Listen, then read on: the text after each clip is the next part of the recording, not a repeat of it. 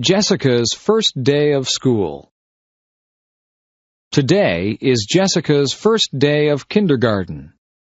Jessica and her parents walk to school. Jessica's mom walks with her to her classroom. Jessica meets her teacher. His name is Mr. Parker. The school bell rings at 8:45 a.m. Jessica hugs and kisses her mom goodbye.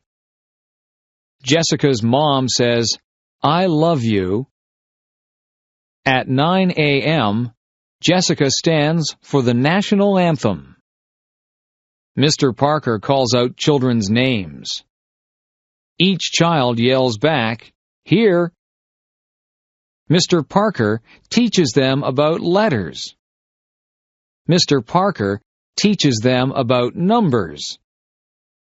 At 10:15 a.m., the students have recess. Recess is fun. The students get to play and eat. At 10:30 a.m., the students go to gym class. At 11:15 a.m., the students return to Mr. Parker's classroom. Mr. Parker tells the students to sit on the carpet. Mr. Parker reads the students a story. Mr. Parker teaches the students a song. The lunch bell rings. Jessica's first day of school is over.